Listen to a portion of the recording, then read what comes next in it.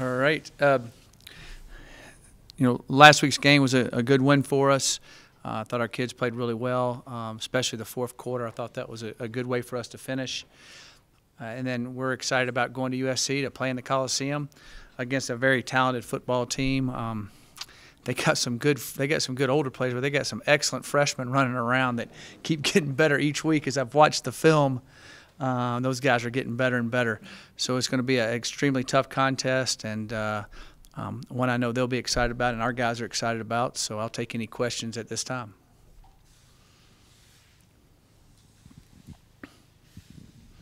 I can smell that Tabasco sauce all the way up here. Coming off that physical performance Saturday against Arizona State, do you think that this Colorado team is the most prepared physically to match up against an SC team that you've faced while you've been here? Well, I thought that all the USC teams that we've seen have always been so talented.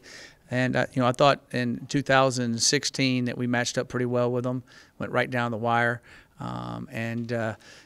Last year, Sam Darnold, he was just so electric in different things that he did. It was tough, but I do feel like we match up well.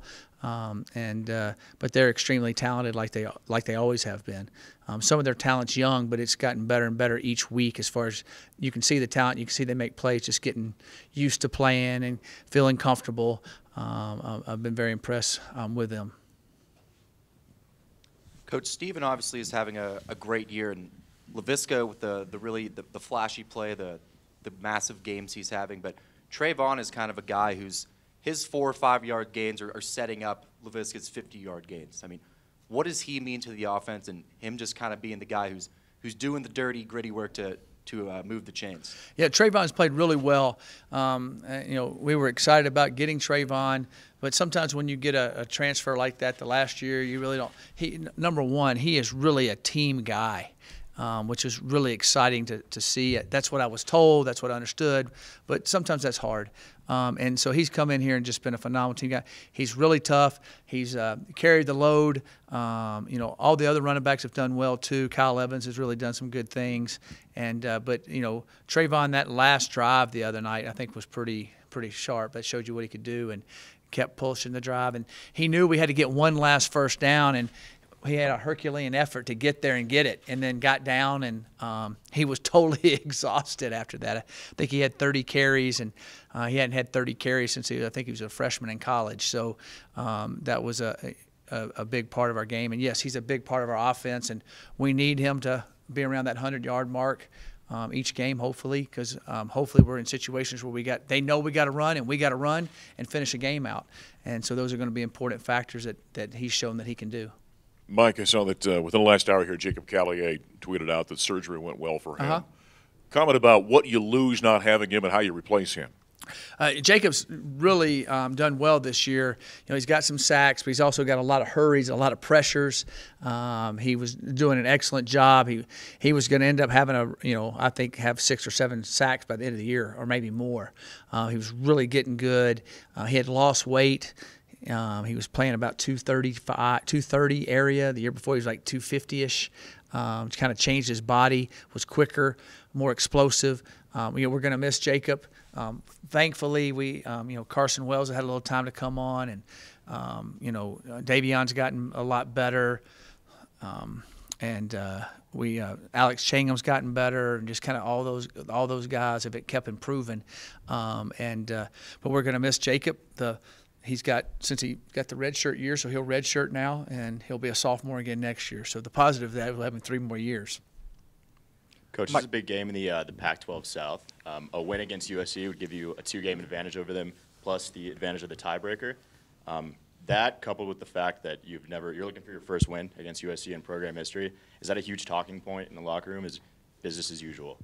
No, the way we look at it is it's our team against their team in 2018, it's anytime you're playing a Pac-12 game, it's big, but anytime you're playing a Pac-12 South opponent, it's a little bit bigger because you can separate yourself a little more, or they can close the gap a little more. So that makes it a big game in that side of it.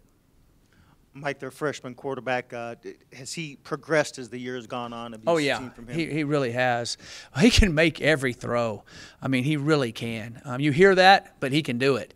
I've been very impressed with him. I know they got beat by Texas, but and they won some other games. But early on in that Texas game, boy, he was really. I was impressed because he had just come off the game before at Stanford. He didn't play that well, and he came right out of the chute. And I think he was 7 of 7 and making throws. And he's very talented. And with the week off, I imagine he'll get a little bit better. Kind of watched all his mistakes and seen where he can improve and look at that. And those young receivers are getting better each week. So they'll be. I think they'll be a better team than they have been so far. But we need to be a better team too. That's what you should do. Everybody should get a little bit better each week, correct? So hopefully we'll be able to stop him a little bit. I think you've had 2 games in a row now without getting a defensive turnover. Is that going to come, and can you feel it coming, or is it just opportunity? Well, we need to get some more turnovers. We've dropped a few picks that we should have gotten, but both teams we played had had good ball security. They took care of the football, but we didn't have any turnovers either. So that if you do that, you'll be okay. But we do need to make turnovers, and I'm pretty sure they're thinking they do too. So hopefully we can. Stephen is entering kind of a repeat of that 2016 schedule where he's starting to play in some of the places that he played as a freshman when he got to sub for Cepho.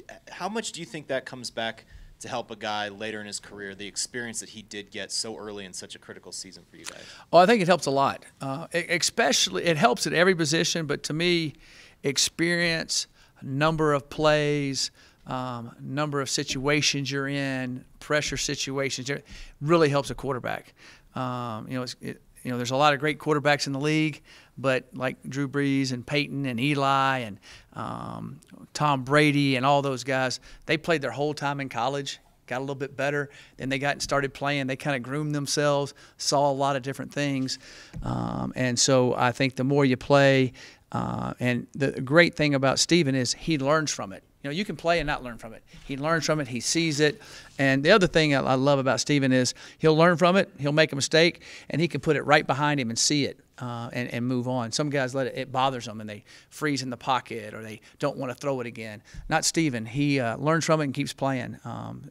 Coach Roper's done a great job of teaching him that and working with him on a lot of different things and having his eyes in better spots and seeing things. And, of course, Chev and Clayton have done a good job of utilizing him in the offense, and it's worked out well. You guys call that next play and clear. Is that something that he's gotten better at? Well, he's always been that way. He's always been that way. He really has learned. But now he's able to study tape and see it and understand it and kind of see what teams might try to do to him off of what a team might have done before. So I think that he's able to anticipate a little bit better, and so that helps him a lot. You and your quarterback and several of your players have won big games on the road, played in tough places, Oregon, Michigan, Nebraska. Is the Coliseum and USC a whole different deal, or is it no big deal? I think it's, of course, the history of the Coliseum, there's going to be a great crowd there. That it'd be at night. I think that our guys will go there and play just like they did at the other places. And they'd be excited about playing there. I always say the stadiums are nice, the crowds are nice and all that, but it's the dudes on the field in between the white lines, and they've always had really good dudes. So how we play, how we handle it will be important, and our guys are excited about going to play, just like I know USC is excited about coming. But I think there is a special thing for kids that grew up on the West Coast, basically, that the Coliseum is kind of a mecca of football or mecca of sports. It's unique. And so I think that adds a little mystique to it, but I think that also makes it fun to play there and you get more excited. Mac, along those same lines, this roster of yours has got kind of a unique mentality, if you will. They don't seem to be distracted too much by anything outside, do they? I mean, being around them every day, I kind of see them kind of focused on you and the message you guys are delivering them, and they don't seem to be – they're not chasing butterflies, if you will. No, they're a locked-in bunch. This group gets it. That's why they're fun to coach. I like being around them. They're fun guys. But the thing that I've liked about them is they're focused, but they're loose.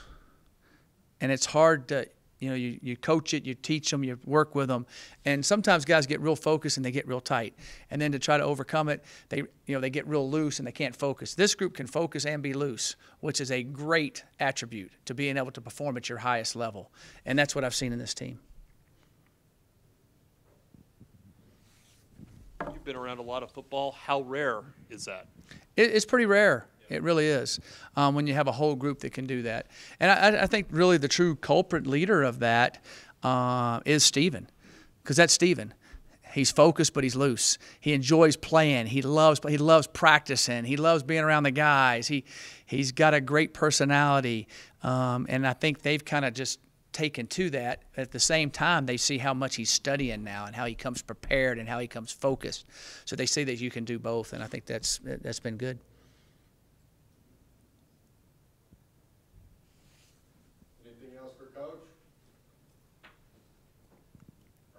All right, thank you very much. Appreciate it.